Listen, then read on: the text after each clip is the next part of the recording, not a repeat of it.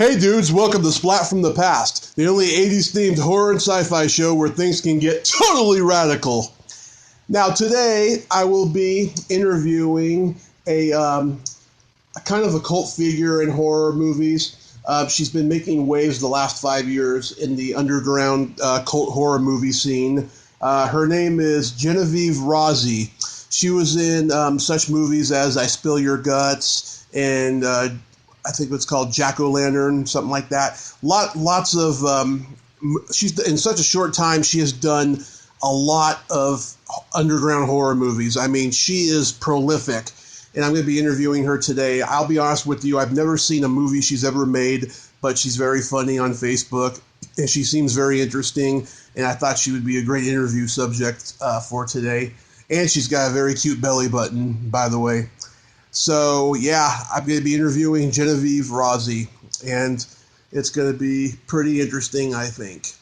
So, I'm waiting for Genoveva to call. Hi, Genoveva. Hey there, how are you doing? I'm great. How are you doing? Good. Well, it's cool you took the time this evening to call me. I'm so flabbergasted because, yeah, despite the fact that I'll be honest with you, I've never seen a movie you've made. You just seem so awesome on Facebook. So I thank you. Now you gotta watch all my movies. I'll at least send you my acting reel when we're done, so you can watch a couple minutes of me acting. It's nice to watch that because at least that gives you kind of like a sampling of me acting in comedy, thrillers, horror. It's on YouTube. If anybody looks up Genoveva Rossi reel, I have an acting reel that's about 3 minutes long, and that kind of gives you a little bit of an idea, and it gives you the names of some of the films. So if you see a couple seconds of it and you like it, you can buy it or find it online. Yeah, shit. I actually saw it. I saw it earlier, but I didn't get to click on it and watch it. I feel so bad. It's been a really long day today. Did you look at my IMDb page? Oh yeah, I mean you are at least in 5 years. 94 movies. Yeah, in like 5 years you have become prolific. That is amazing. Because I don't sleep. No, I'm kidding. Yeah. Hobbies other than acting. I just do this pretty much. I mean, you're gonna have Christopher Lee and John Carradine status in no time. I hope to. I really have always, to be completely honest, my role models have been very much men with my acting career because, I see a lot of there's more similarities between the genders than differences, Yeah. We don't always want to admit it. And I always loved, Vincent Price, Christopher Lee, and Peter Cushing. Yeah. Classics. All amazing actors, extremely prolific, and they were all working up until the day they died. Mm-hmm. Right? Yep, they sure did. They died. 2 out of 3 of them were in Star Wars movies. Yep. That's true. And Christopher Lee. Which one was Christopher Lee in? Actors all the way around. Vincent Price probably being my favorite of the 3. But which Star Wars movie was Christopher Lee in? He's Count Dooku, and the prequels. Oh, I hate the prequels, so that's why I didn't know that. Yeah, and then Peter Cushing hangs out with the Emperor at the Death Star. Of course, in the first one, yeah, I knew that. I love the first Star Wars movie. So Exactly right. And unfortunately, Vincent Price didn't end up in there. He would have been pretty cool in the Star Wars universe, too. But I just didn't think of it at the time. Dang nabbit. At least he was in Edward Scissorhands before he died, though. Yeah. That's a pretty cool movie. At least you got in there with Tim Burton, at least for like a small role before he passed by, because he was pretty old at that point. But I love Vincent Price was always my favorite, and he has really inspired me as an actor. One of the first horror movies that's really burned into my mind was actually The Pit and the Pendulum with Barbara Steele. Oh yeah. And Price. And I would say both of those actors really have been a huge inspiration for me. They're great character actors. Both of them, to to this, just has such an amazing look. Mm-hmm. Still has an amazing look. She really, commands the screen. She's really unique looking. She's really interesting. They both have great voices. Yeah. Amazing, artful Roger Corman movie. I love the Roger Corman movies. I also love the Hammer films. I love that whole era. And then I didn't realize it, but when I was a kid, I used to always watch the Abbott and Costello movies. Yeah. And when you watch Abbott and Costello meet Frankenstein, there's like a voice over part, and that's actually Vincent Price's voice. Wow. So he is indirectly in one of the Abbott and Costello movies. Just his voice. They used his voice because he had such an amazing voice. Mm-hmm. So, and I used to watch a lot of Abbott and Costello. That introduced me to horror. I was really into the Universal Studio monster movies when I was a kid. Me too. I like old movies. Oh, yeah. Bela Lugosi, I think, was one of the most perfect Draculas ever, Oh, yeah. I just rewatched Creature from the Black Lagoon recently with a friend. I met Rico Browning back in February at a festival that I was covering. Very nice man. Oh, amazing. Mm-hmm. He must be a little up there. Oh, he's about 88 now. Oh, God bless him. When I was interviewing Sid Haig at a convention, he was telling me about how it was such an honor working with Lon Chaney Jr. on Spider Baby. A lot of people don't realize Lon Chaney, his father, was in Phantom of the Opera, the original silent film. Mm-hmm. Lon Chaney Jr., I think, then was the Wolfman and such. Yeah.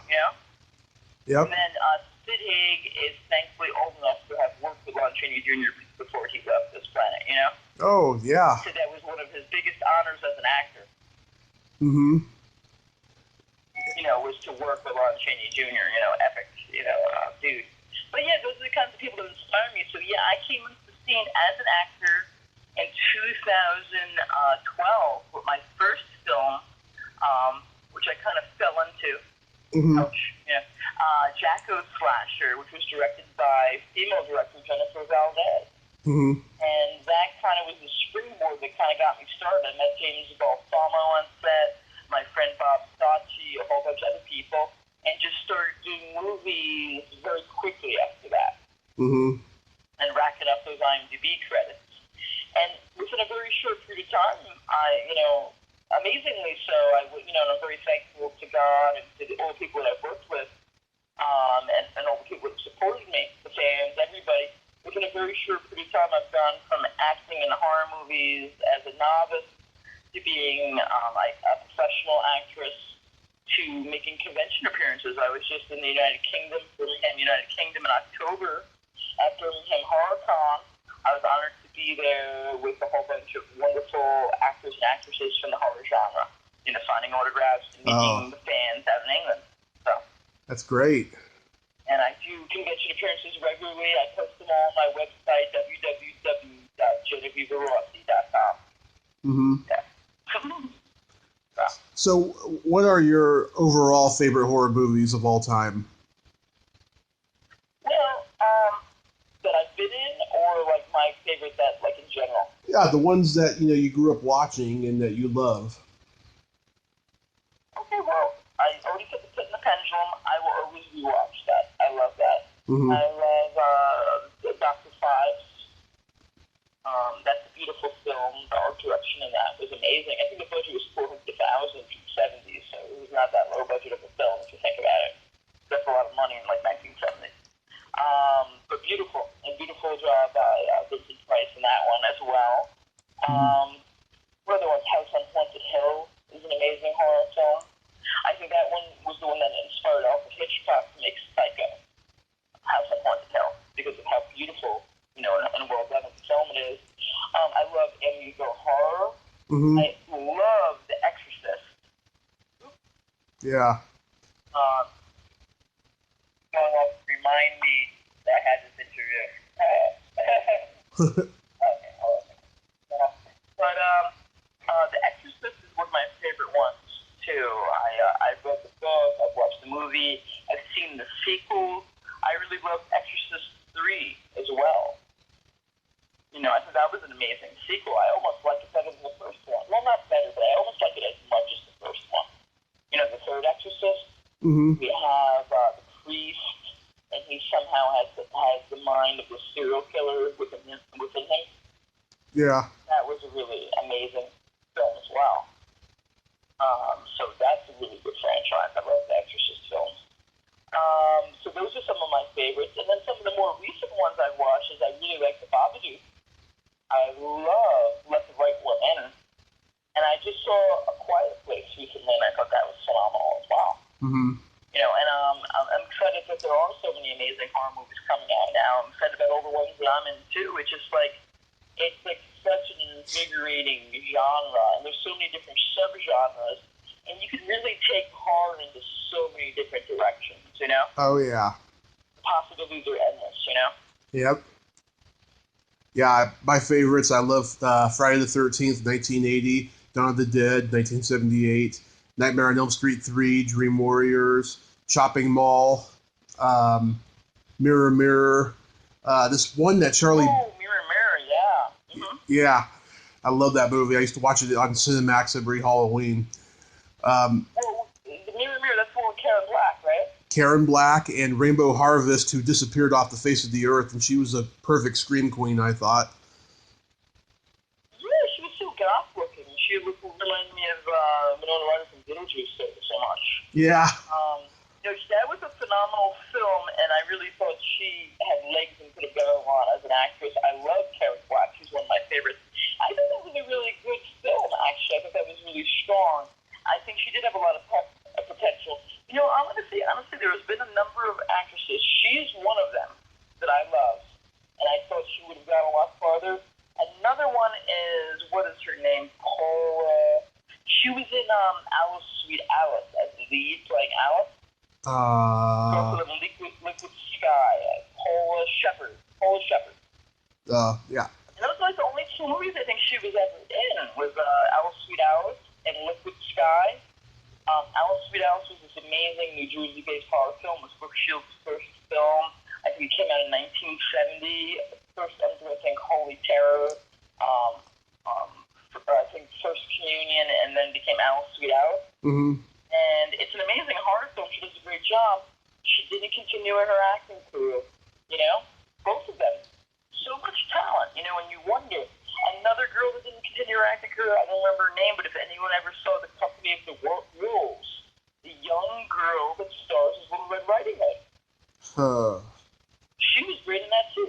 You wonder what happens to these three young women. They seem to have so much potential, Yeah, but that's sometimes the curse of B movies, The A-list doesn't want to give them a chance. It's sad, Well, that's part of it, and I also think part of it is, there's so many different reasons. I think part of it is just that, fame and notoriety, acting, and celebrity doesn't agree with everybody's personality. Yeah, that's true, too. Not everybody enjoys it. Some people get a taste of it after doing one or two movies, and they don't like it. And then they don't continue in that direction, Yep. That's so true. It just might be a personality thing. They might be just wow, not my thing. Not one I want to pursue. I'd rather go back to school, be a lawyer or a doctor, or just do something completely different with my life, or be a novelist. They might have just picked something completely different and just were like, acting does not fit my personality. Yep. Because it is a really difficult profession in the sense that you have to deal with so much rejection all the time. You have to deal with sometimes crazy fans. Sometimes you deal with, sometimes it's a little risky. Sometimes people do get injured on set or doing scenes. So there was always a little bit of a risk or danger element to it.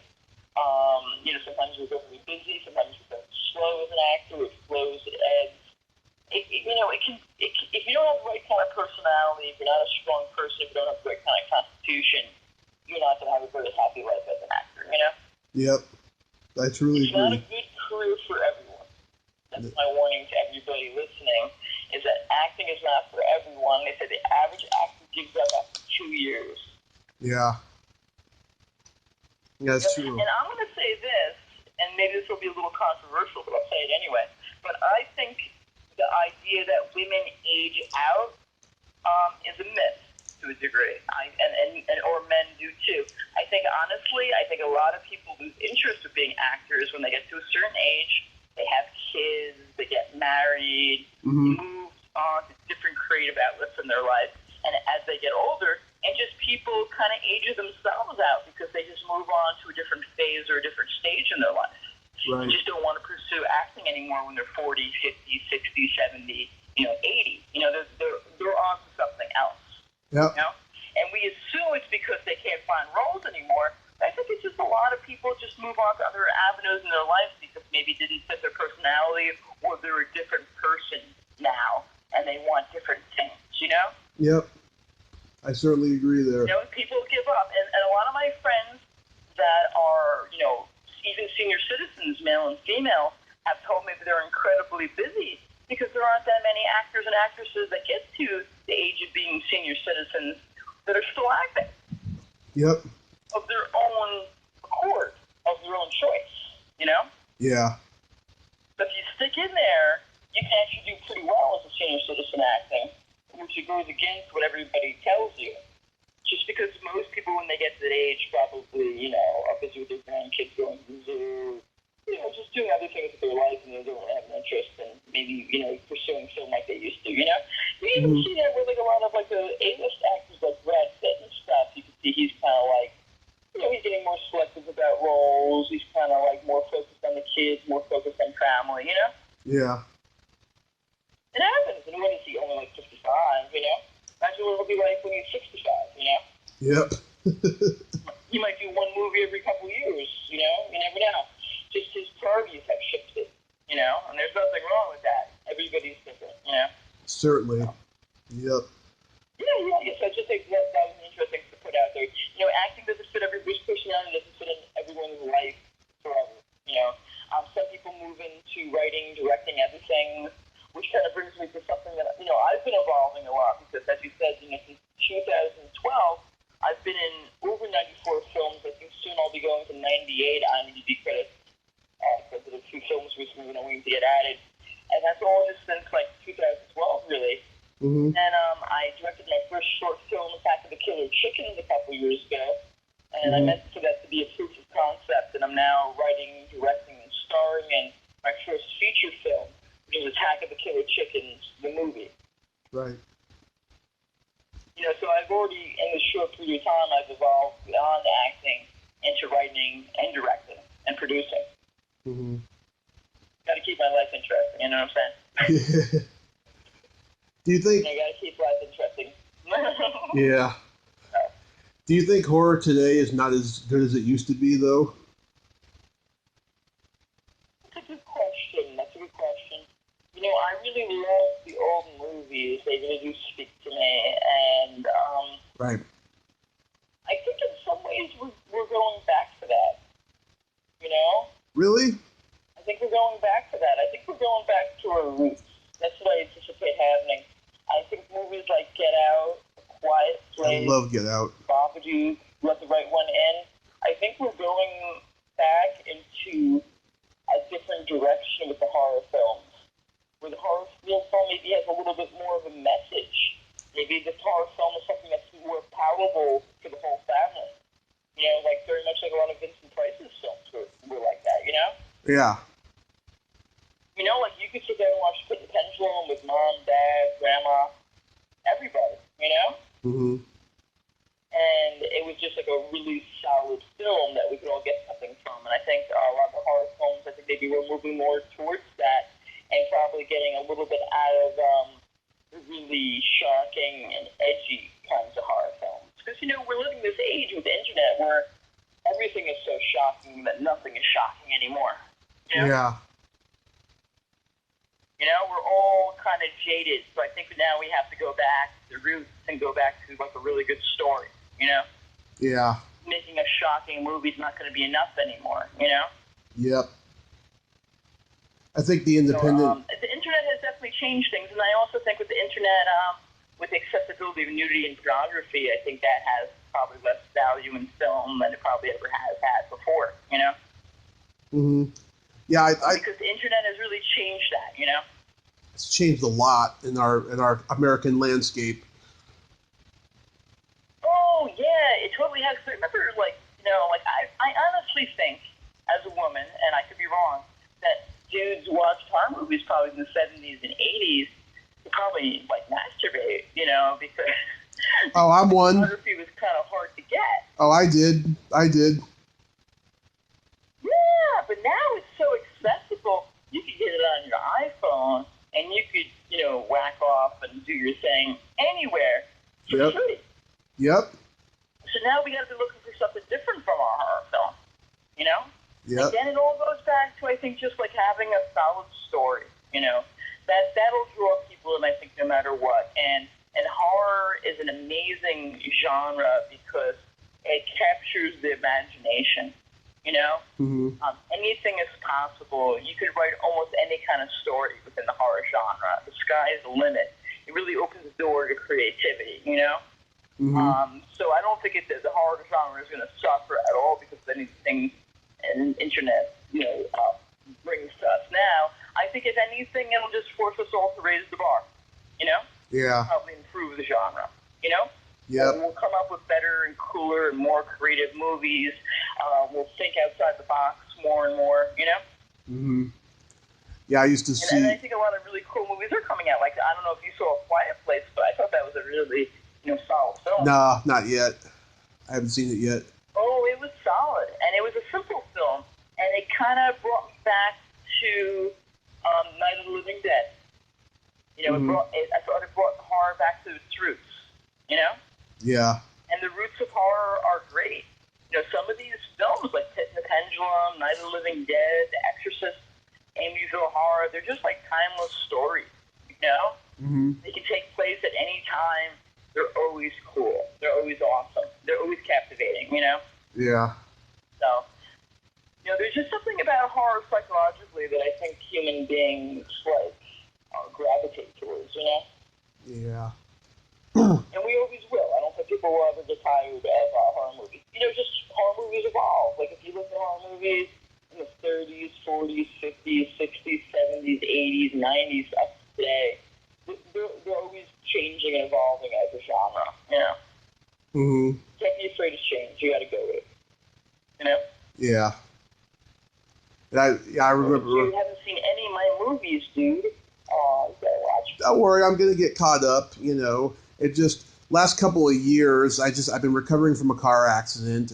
When you first came onto the scene, I was a lost soul. I was a pretty bad alcoholic, and like as soon as my accident was over, I recovered, and just like I decided that, you know, I can't work a real job anymore. I got high blood pressure. I got heart trouble. I'm gonna go into show business because that's always been my passion. You know, because I did it as a hobby for years as a stand-up comedian and writing scripts that nobody's ever read and they still haven't read. So I've been pursuing it. And now, you know, I'm getting caught up on horror stuff, and I'll get to yours eventually, I promise.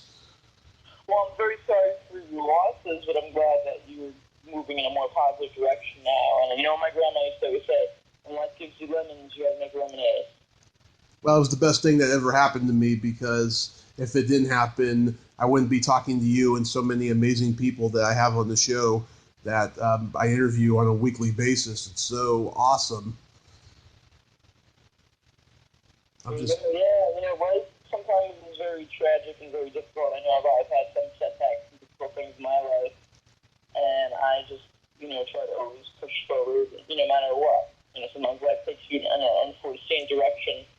But that's cool. You just got to kind of roll with things, and you have to roll with change sometimes, you know? Mm-hmm. But yeah, I haven't been on the scene that long, if you think about it. I was just on set. Lots of films I did, Deborah is also in. And obviously Debbie's been on the scene a lot longer than me. I think she's been around since like the 80s. And then, you know, she's like a wonderful screen queen that's been in like hundreds of movies. And here I am. I've been in like 94, 98 movies, but I've only been around since 2012. Right. So, you know, within the whole scale of a lot of actors, I've just been on the scene for a very small period of time, you know, because there's so many people that have been acting for 20, 30, 40 years and beyond, you know? Right. Yeah, that was my... Yes, I am new to the scene, in a sense. Yeah, that was the beginning of my drinking in 2012, and I'm a different person now, and I'm very fortunate. I'm very fortunate that I've been able to turn my pain into comedy and just have fun, and enjoy life, and I appreciate it a lot more. Well, the heart of comedy is tragedy. Yes, it's true. It is. I was saying that to somebody when we were actually just filming Attack of the Killer Chickens. I said, you know what? You got to play comedy serious because the heart of comedy is tragedy. It's all on how you write it. Like you could have the same movie with the same plot. It could be a tragedy or it could be a comedy. It just depends on how you write it and how it plays out. But all the same things are happening. It's just like your perception and how you react to it. Right. Right? Right. True. True. Now, I can see you as a writer, as a person, as a writer of your life. Mm-hmm. Now, as you know, I've seen your belly button, and yes. I was showing my belly button on the set of Shitstorm, Shakespeare's Shitstorm, that I have a cameo in on Lloyd Kaufman's newest film out of Trauma. Yeah. I decided to wear a half shirt on set and show a little skin. He's also wearing short shorts, so like little leather shorts and fishnets. So. Yeah, it didn't help that the day we were shooting, I think it was like 90 degrees, so that's part of the reason for that outfit, I think, too. Well, it's very sexy. Yeah. It's very sexy, and I have an Audi also. You don't have an Audi? Mine's an Innie. Really? It looked like an Audi in the picture? It looked like one in the picture. Well, I have a piercing. Maybe my piercing makes it look like I have an Audi. Yeah, that happens sometimes. Yes, I have an Innie, but I have a barbell going through my belly button. Little known fact about Genoveva is, you don't always see in every movie, is that I have my belly button and my nose pierced. Mm-hmm. So I have a barbell going through my belly button, and I'm not usually wearing a half shirt and actually that's not true. I'm wearing like probably lingerie, a bikini, or a half shirt in quite a few movies. So, but I'm not sure if everybody just takes the time to notice that I have a belly button. Right? Everybody's probably too busy looking at everything. I don't know. You might not notice that. Who knows? But I do have a belly button ring, and I have a nose ring. So. Oh, it's so hot. Right. That's hot. Yeah, well, I like piercings. They're nice compared to tattoos because you don't have to worry about covering them. You can just take them out, Yeah. And as an actor, you have to be versatile. So. Do you have any... I have one very small tattoo that I can cover easily, but it's really not recommended for actors to have tattoos because you play so many different kinds of roles. Mm-hmm. Not all those kinds of people would have, lots of tattoos, so you have to kind of think of that, Mm-hmm. as an actor. That's why, acting's not for everybody. Like, if you want to have 20 tattoos and don't care, maybe you don't want to be an actor. If you think you look best with dreadlocks, maybe you don't want to be an actor. People just, like, things like that kind of limit you in what roles you can end up playing, Yeah, or you could be a stripper for the rest of your life in movies. Well, yeah, that's the tough thing. Yeah, you get typecast then as one sort of role, and that might not be the sort of role that you always get to play. Like, I remember being in a set with one girl, and she had, like, tons of tattoos, but it's like, what if you're in a movie and it takes place 200 years ago? Yeah. It's really difficult to cast you. Or what if we want you to be, like, the mother of some, like, little kids, and we just don't picture, like, the mother having 18 tattoos, Yeah. Just things like that kind of, like, can limit you. In certain time periods, like the 60s and 70s and even 80s, it wasn't very common for people to have tattoos. So if you're in any film in that time era, you're not going to fit into that universe. It's limiting in a lot of regards. And hairstyles can be very limiting as well, and hair colors and whatever. Of course. And that's why acting's not for everybody, because you have to really think about that when you're getting your hair cut, when you're getting your hair dyed, when you're getting tattoos or not getting tattoos. You have to think about these things, Yeah. It's it does really affect a lot of different facets of your life and a lot of decisions that you make. And again, that's why it's probably not for everybody. If you want to have lots of tattoos, dreadlocks, and pink hair, become a musician. Then it'll be fine. I just saw Marilyn Manson, Rob Zombie last week, in fact, and nice. hey, those two, they're smiling.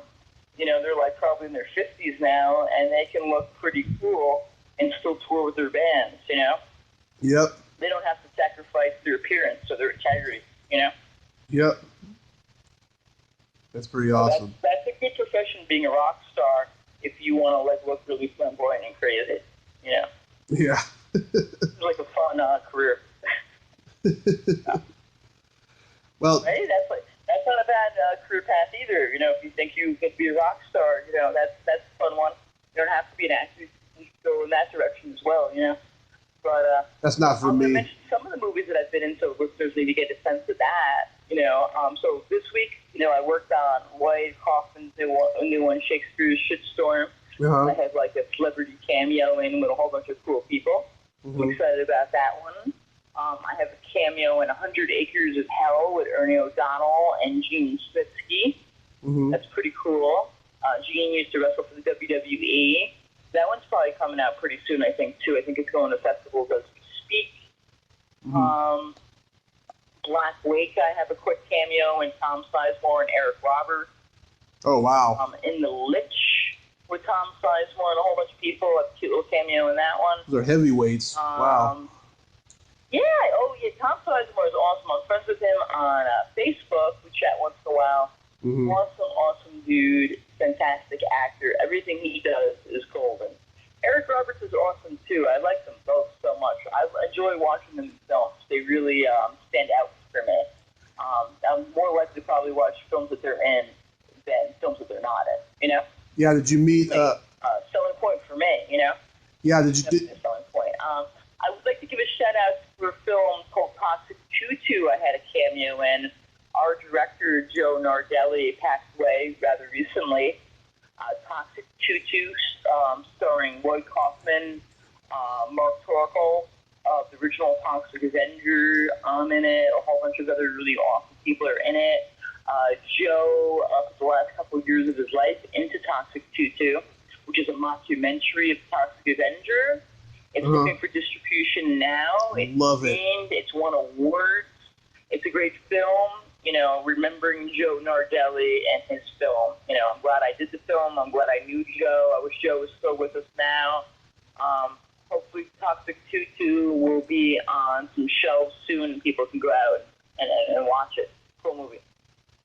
I have a cameo in Death House with a whole bunch of cool people. Oh, yeah. I want to see that. Lewis's Blood Mania as well. I want to see... Death House is one of the most highly anticipated horror movies around. I want to see Death House, yeah. Oh, yeah, you do. And you do also want to see Herschel Gordon Lewis's Blood Mania because that was Herschel's final film. Mm-hmm. I think he was 85. And I was glad that I came out to Canada to shoot my small part in the film. I was offered a small part by Herschel. He wasn't sure if I wanted to take it. But, I've always been a big fan of Herschel Gordon Lewis. I especially love his movie Blood Feast. So I really wanted to be part of his legacy. So I'm glad to be in Herschel Gordon Lewis's Blood Mania, Yeah, that's good. When you were working... awesome movie. It's an anthology. It's really cool. Mm-hmm. It's really cool. When you were working with Eric... Oh, sorry. Excuse me? When you were working with Eric Roberts, did you meet his wife, Eliza? No, I did not. Oh, she's the girl in Animal House who says that she's studying primitive cultures and they just happen to be in a black bar. Oh, my goodness. That's pretty... that's not so politically correct, is it? That was 1978, so... I don't know if I ever saw Animal House. I don't know if that's up through we're watching Porky's or something, or Porky's 2, I think. But no, yeah. That's one of those either. Or Revenge of the Nerds, I think, might be like another stupid movie like that. I don't know if I've seen a lot of those movies. I don't know. I tend to focus so much on horror movies and stupid horror movies sometimes, too, that I don't know if I see other stupid movies as much as I should. outside of that genre. So I don't think I've ever seen Animal House. I'm sorry. That's okay. I'm not sure if it's my type of movie. I think that might be like more for male audience. Am I correct? Oh, I know a lot of women who love it. Oh, really? Okay. There you go. I guess it depends on your personality and stuff. I'm not sure. It seems like kind of like a. Does it take place at like a fraternity or something like that? Yeah, it's a college in 1962, and it's oh my god, it's full of debauchery. There's oh my god, racism, rape jokes, everything in that movie. Oh my goodness! Wow. Well, that wasn't my college experience. I'm going to say that, but I didn't also go to college in that time period. You know, I was on Dean's list, so I don't think I did much partying in college. I was in the tame house. I was in the tame lame house. I wasn't in the animal house. That's for sure.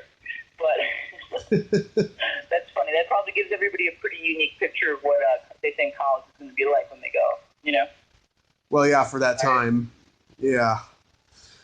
So, well, for some people, I guess college is like that. I guess it depends on where you go and what you want to get out of college. College is what you make of it. You know, I guess it could be like a degree, it could be an education, or it could be a party. Depends on what you're there for and what college you go to. You know. Yeah, certainly. Right? You know, it's your money. I guess you decide how to spend it when you go. You know.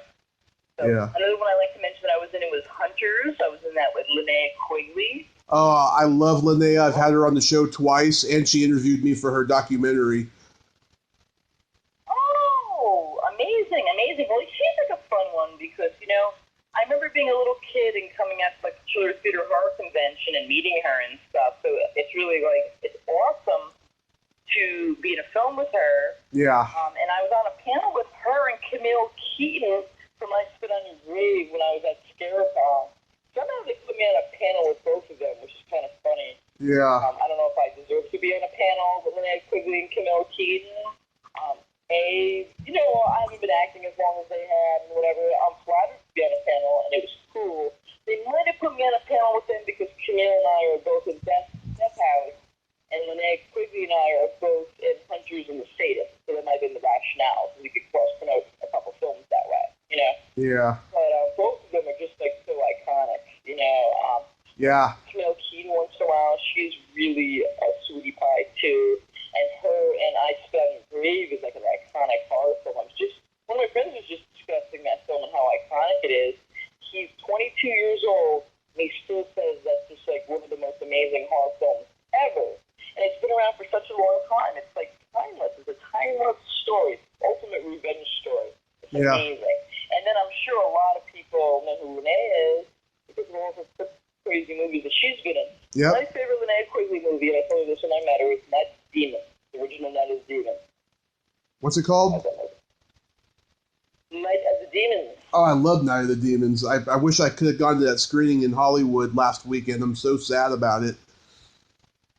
Oh, the original, yeah. I didn't like the remake as much. I don't think it has the same charm. Mm-hmm. But I love the original Night of the Demons. I love all the one-liners in it. I remember watching it with my brother when we were like kids, and he was like, I like this movie because he's like my two favorite characters, survive in the end. It's like I feel like everybody kind of got what they deserved. That's my brother's interpretation of it. And he didn't really like horror movies that much, but he liked it because it's a funny movie. It has a certain kind of charm. It had a really great ensemble cast. Right. Yeah.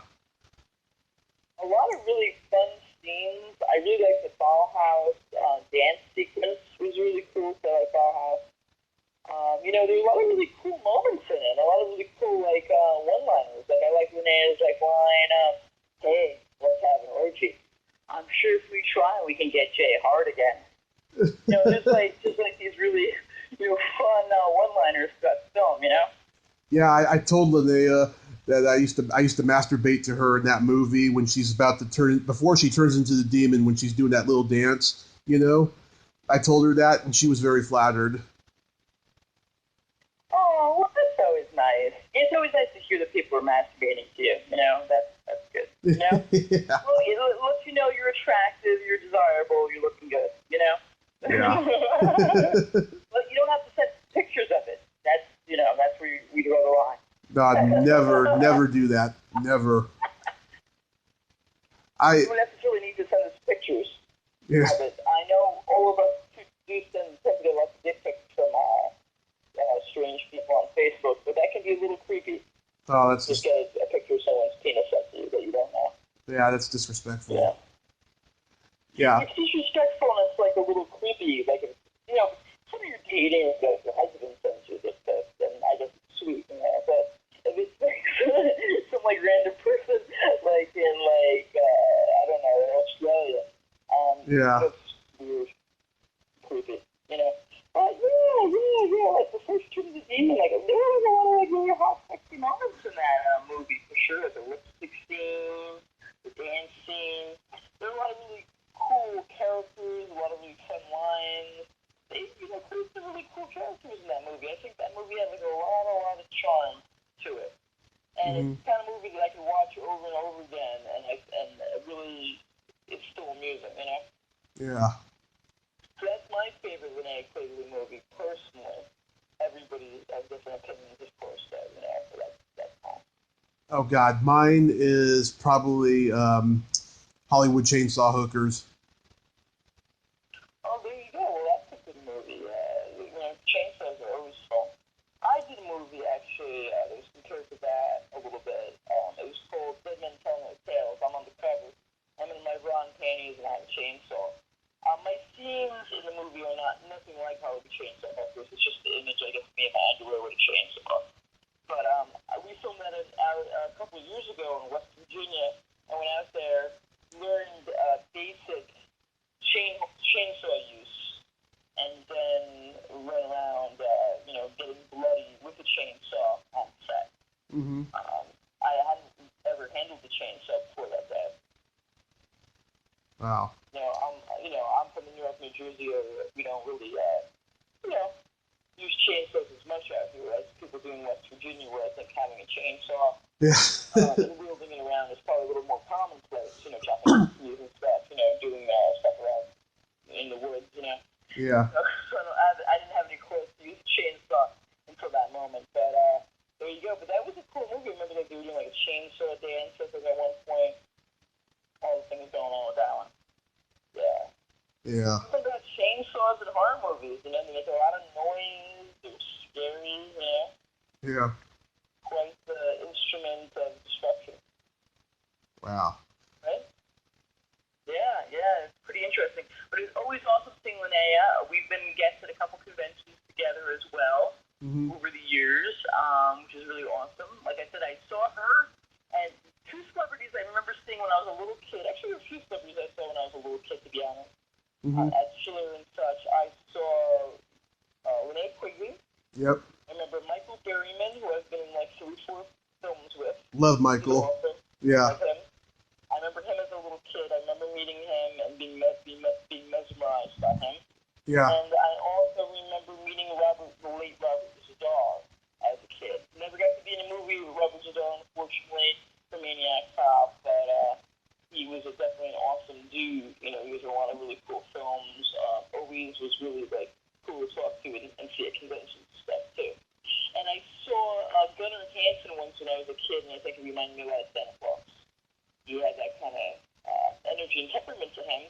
And I'm going to give a shout out to Gunnar Hansen because Gunnar Hansen, so we're talking about chainsaws, and Gunnar Hansen was the original writer of Death House. Yep. He sure was. Nobody realized that.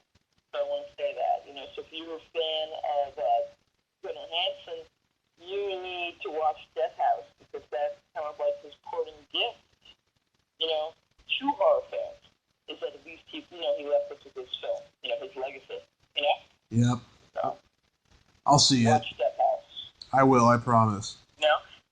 Oh, yeah, it's a really unique and original film, and it's got so many celebrities in it that pop up in it, and for cameos, for small parts, for big parts. It's a pretty cool movie, you know? It's like no other horror movie I've ever seen before, for sure.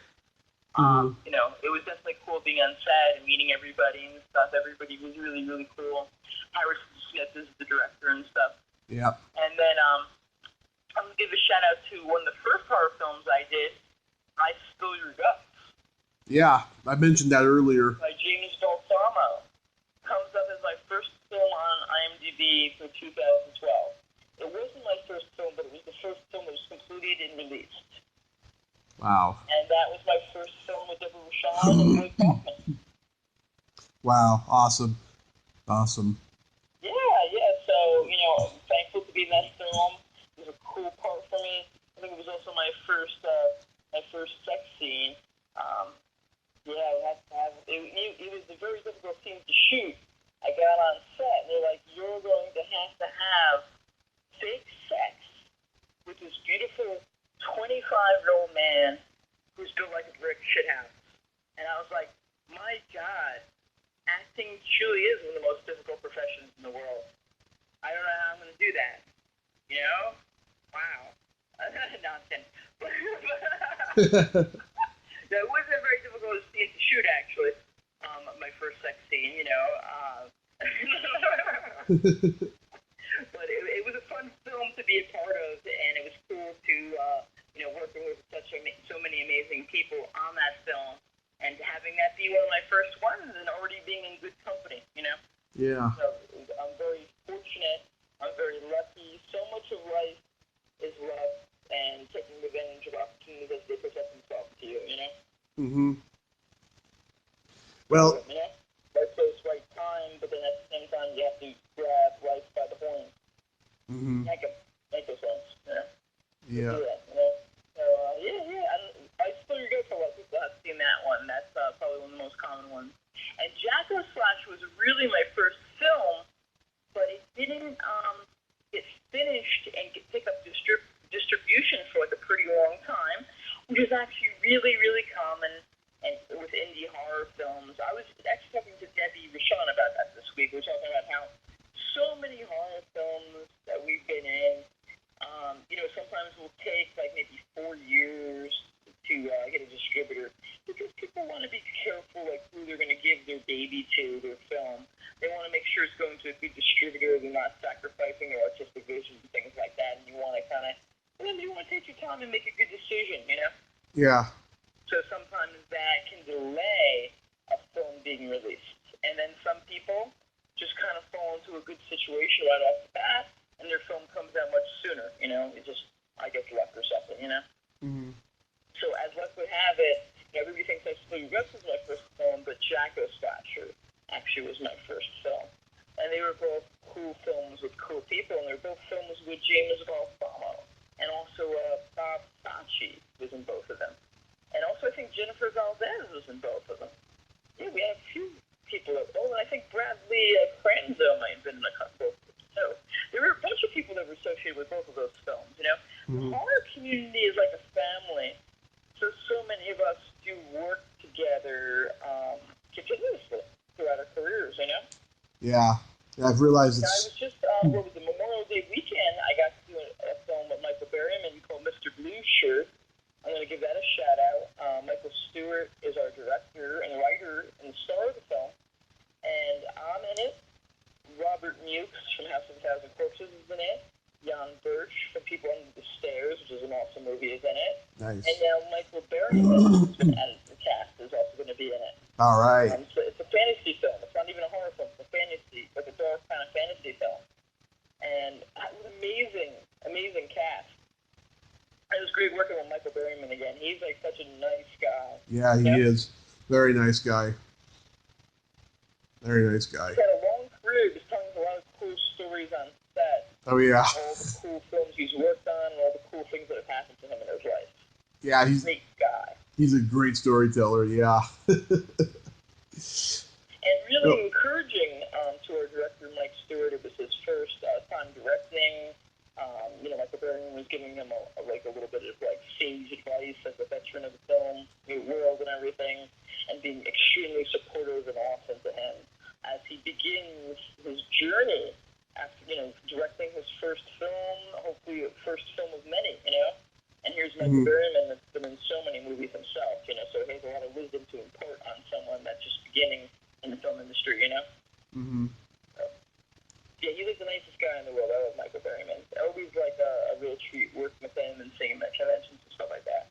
I would say anybody should go out and meet him if they have the opportunity to. I also want to give a shout out to some conventions I'm doing. I know I'm going to be in New York City for a convention November 3rd and 4th, which is pretty exciting. All my convention appearances are on my website. I will be putting them on my social media as well. So New York City, November 3rd and 4th, for a wonderful horror convention I'll be at. Halloween, the weekend before that, the Halloween weekend, I'm going to be in Smithville, New Jersey for their Horror Fest and Zombie Walk.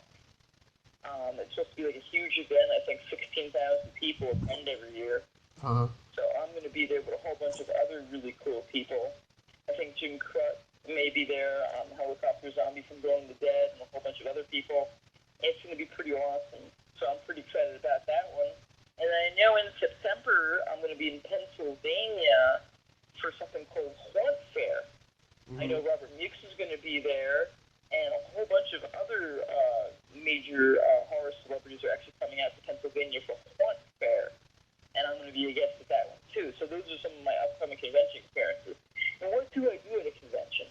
Well, you have the opportunity to meet me and hang out with me and get your picture taken with me. You can also, buy really cool pictures of me that I sell and sign. And then you also have the opportunity to buy movies that I'll have there, including my short film Attack of the Killer Chicken, that I'm turning into a feature right now. We can hang out. We can talk about horror movies. We can go to screenings. You can bring me a cup of coffee.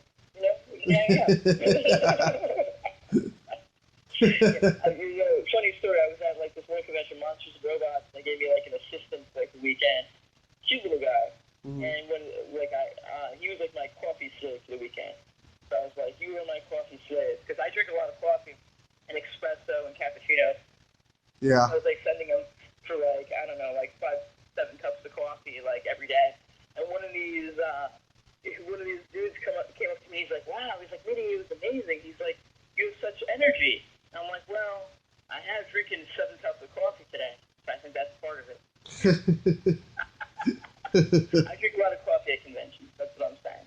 So, because I like to be really energized and awake and alert when I'm meeting everybody, Yeah. and really kind of on my game, Exciting, Especially you do these 3-day shows. They can be a little tiring, and they can be a little overwhelming, Yeah. Yeah. You need the coffee and the traveling involved and stuff. It'd be pretty intense, doing conventions. Yeah. Are you a big one for going to conventions yourself? Oh yeah, I go to conventions quite a bit. Just started doing press, covering them, over here in California, and I started going 2 years ago, and I'm just hooked on them. The only complaint I have though is that just everyone's autograph prices are just getting way too high now. Yeah. What's too high? I think over $40 is way too high. Oh, well, that's good feedback. I'm going to keep that in mind.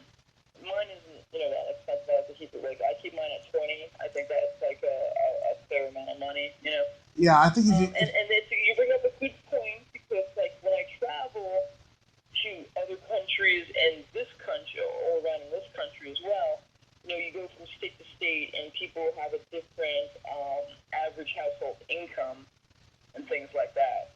And I guess that's whether you're in New York City and then you go to Alabama, it's a very different demographic.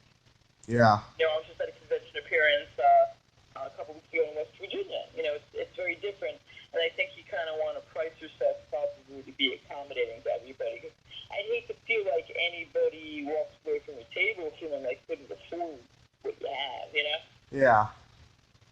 You don't want to price people out. Then you might be pricing out certain states, because just I'm in the New York, New Jersey area, and it's an expensive place to live. People pay a lot of money for rent. People tend to probably make a little bit more money, but then if you go to other states, it's a very different situation.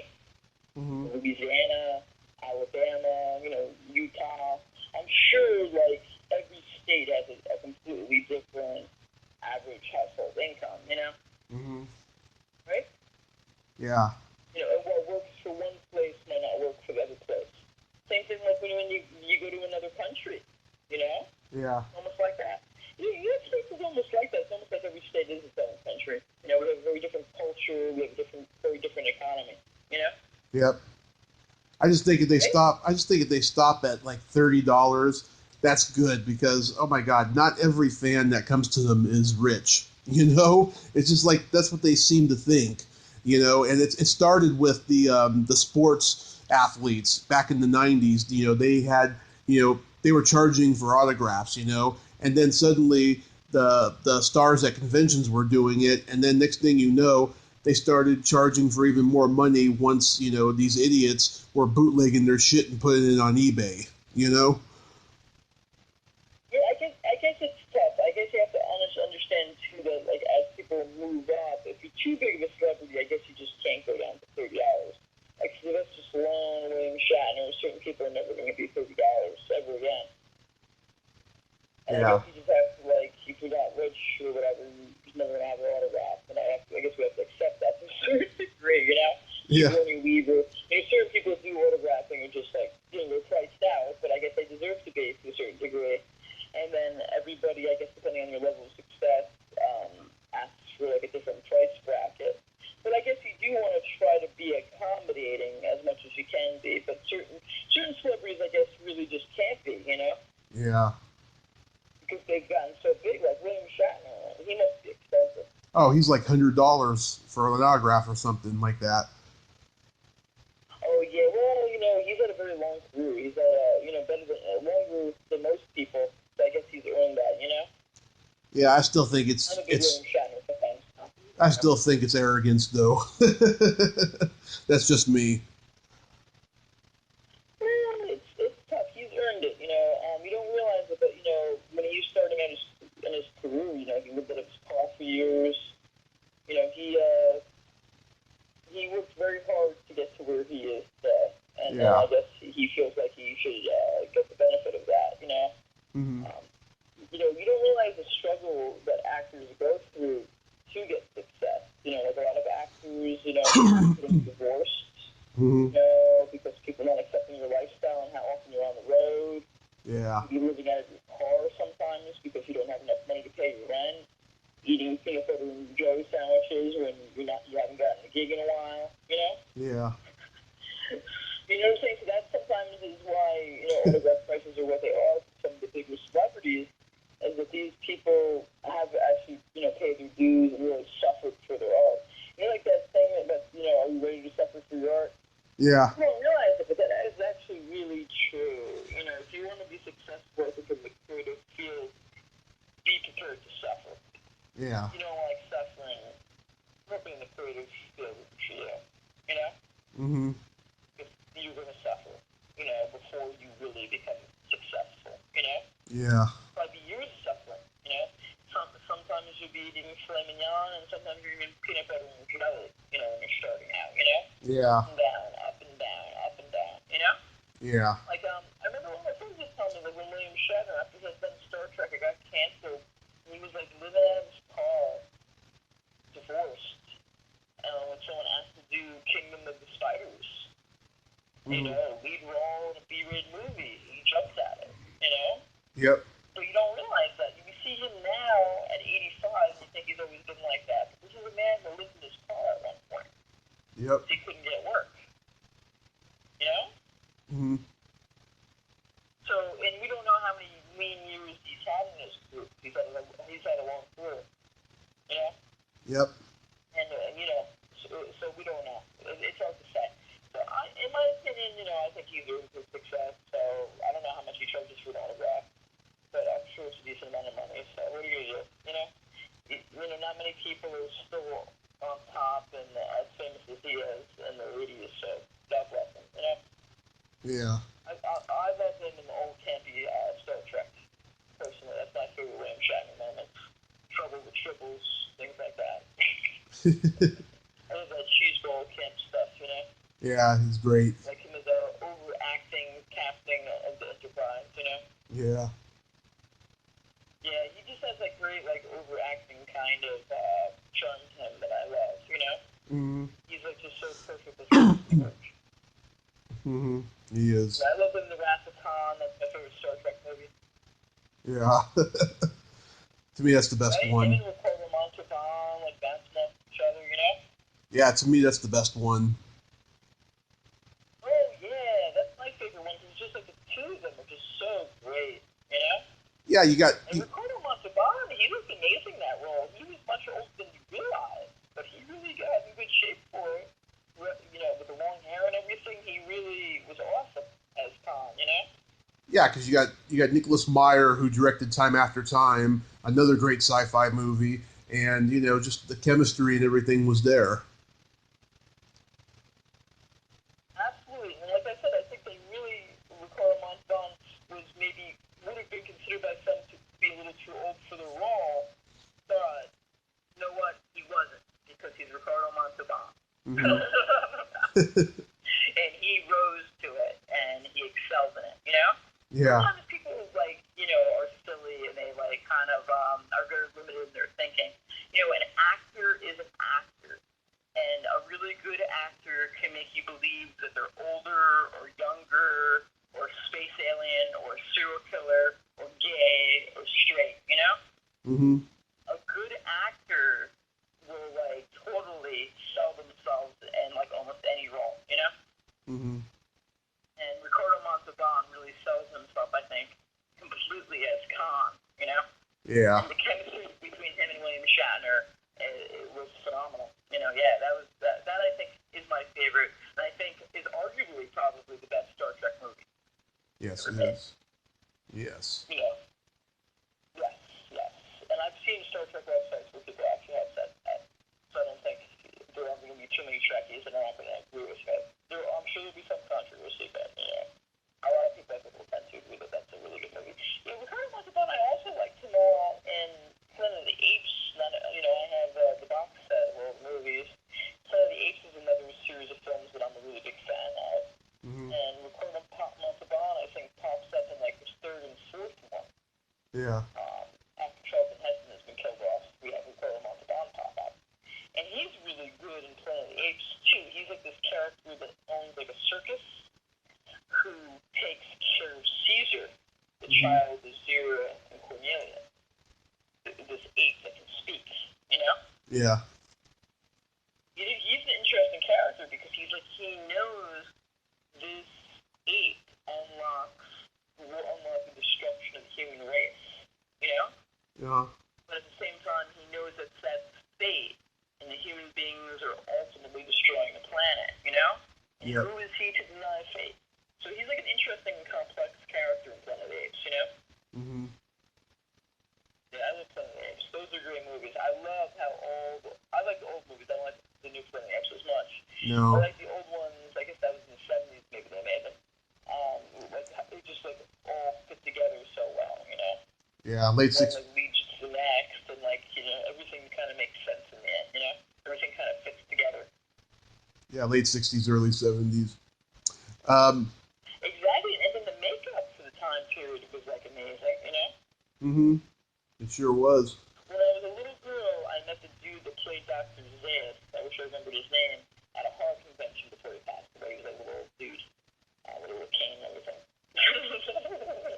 I met... Which meant a lot to me at the time. So I was really been into Planet of the Apes. Ever since I was like a little kid. I met the makeup guy. Tom Berman, last year. He was a smug prick, I'll tell you. Oh, really? Yeah. Well, the dude that played Dr. Zayas, I wish I remembered his name. Maurice Evans. Awesome. Yeah, Maurice Evans. Yeah. I don't think he's with us anymore because he was like really old when I met him. I was like a kid. Yeah, he died a long time ago. Yeah, because if he was like alive now, I'd be like, I don't know how old he's like. Because then he was like ancient, you know. Yeah. He was ancient.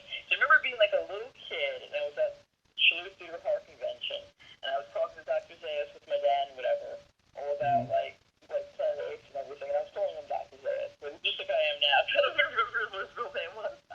And he was like telling me all little stories and everything. And then I remember like he was like old and he had like a cane and he was waiting for the elevator. And my parents always called me like elderly people and disabled people first. So I went to the elevator and I was like, somebody has to get out of the elevator because Dr. Zayas needs the elevator.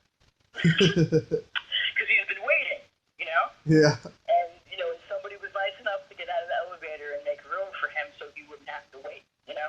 Uh-huh. He was like really old, and he was obviously kind of like a little, like, you know, he was like walking with a cane and not really that steady, you know. Yeah. So, and people sometimes just don't think of that, especially in the New York City and New Jersey area. My parents always raised me, pregnant people, old people, disabled people should always get preference, you know? Mm-hmm. But I don't think we always notice that, you know, sometimes. You know? Yeah.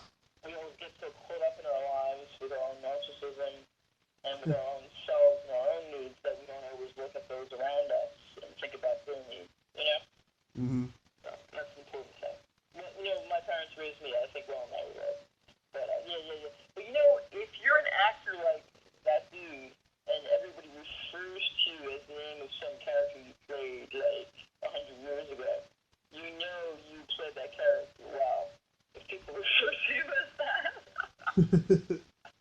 You know, it's a compliment in the sense that, like, you know, here he was, and, like, some girls calling him Dr. Zed, you know? Mm-hmm. You know, it means that you were spot on in that role. Because if you watch those old Ace movies, you know, him playing Dr. Zayas is, like, perfect, you know? Yeah. Perfect. You know, his performance is just, like, completely spot on every scene. You know, everybody in those movies really is, you know, it's just, like, amazing. You know, you really forget they're even people, you know? Mm-hmm. It's, you know, it's amazing. But the guy that did the makeup was a little smug. Well, I guess, you know, people are always so mesmerized and astonished at how amazing the makeup was for that time period. So, I don't know. Mm-hmm. I guess he's an amazing and ingenious dude, you know? So, I guess maybe it's got in his head. I don't know. I never met him. Yeah. He was up there, I would think, too. Yeah. How old do you think? 80, 90? Yeah, he's about 80-ish. Yeah, I gotta be getting up there. You know, I wish everybody lived a lot longer. I should have lived to like 120. You know, I hate to see the old timers go, you know, personally. I just think there's just like, I like the sense of history that they bring to the table, all these old movies and stuff, you know? Yeah. Like, you know, like losing Christopher Lee, like, you know, was like real sad. You know, he wasn't a young dude. God, he was pretty old, wasn't he? He was like in his 90s or something. Yeah. Right? But it's like we're still like mourning it, you know, because it's just like there's like never enough time to have like Christopher Lee on Earth, you know. There's never enough time to have Vincent Price around or Peter Cushing or any of these like amazing people, you know. Mm-hmm. You just like wish the human lifespan was longer, you know, and I guess it is becoming longer actually, you know. Mm-hmm. Right? You know, I guess people will be living longer and longer, so, you know, we'll have more time with them and stuff. And I do feel like, honestly, people are getting more and more creative as they get older than they used to be, you know? Mm-hmm. So I think, because Christopher Lee was cranking out some great performances at the end. You know, Vincent Price was. A lot of people are still putting out, you know, great things. Like, look at Madonna. She's like almost 60, and her last album, Rebel Heart, is probably one of her best albums, you know? I haven't heard it. Like, what? Yeah, I haven't heard it yet. Oh yeah, Rebel Heart. You know, I'm a big Madonna fan. Like she's almost 60 years old, Yep. and Rebel Heart is probably one of her best albums. So it's like, you know, people are living longer and longer, but I think people are also staying more creatively invigorated. Well, look at Roy Kaufman. He's I think 72, and he's cranking out Shakespeare's Shitstorm. And I was on set a couple days this week, and that was really a dynamic and exciting film. Mm-hmm. You know? Yeah. And look, Herschel Gordon Lewis, I got to be in Blood Mania. He was 85 when we were doing that, but he was still, you know, those creative juices were still flowing. Yeah. So everybody's different. I think you can still have your creativity and still be living an incredibly invigorating life when you're elderly, you know, if you choose to be, you know? Yep. Well, Genoveva. Be embracing and living fully. Yeah. Well, Genoveva, I've had such a great time talking to you tonight, and I appreciate the time you took. Well, thank you so much for reaching out and inviting me on the show and stuff. It was great talking to you. I'm just going to give you a little bit of a plug. Genoveva Rossi. How do we spell that? Genovevarossi. Google me. Look at my website, www.genovevarossi.com. See when I appear. Check out my acting reel with little cute pictures of me. Check me out on Facebook, Instagram, Twitter, Genoveva Rossi. And, you know, come out, meet me at a convention.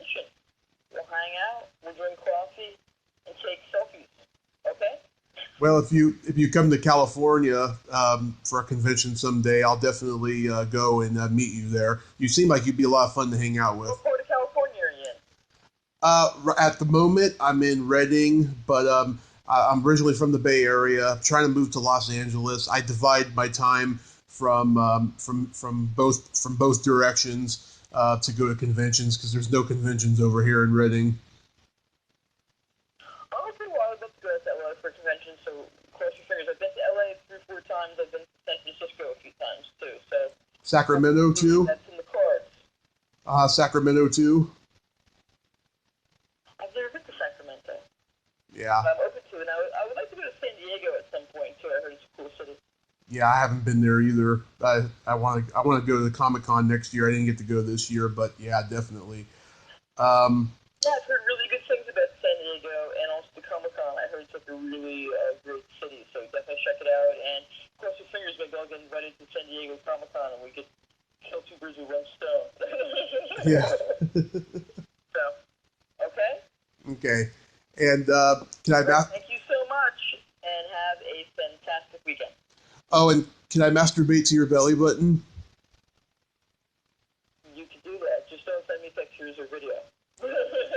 Hey, at least I asked. It doesn't hurt to ask, and you got a deal. There you go. Yeah, 'cause it's okay to tell me, but I don't need evidence. Okay. I trust you. I know that you will. Okay, dude? Okay. All right, take care and have an amazing weekend. And thank you so much. Take care. Bye. You too. Bye-bye.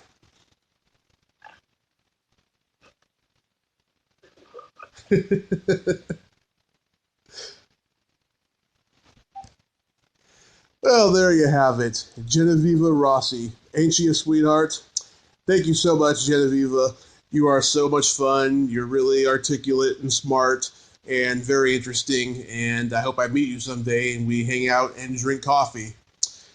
If you like this video, everyone, please subscribe to my YouTube channel. Add me as a friend on Facebook. Join my Tommy Kovac comedian page on Facebook. Follow me on Twitter and Instagram and all that fun stuff. Well, that's all the time we have this week on Splat from the Past.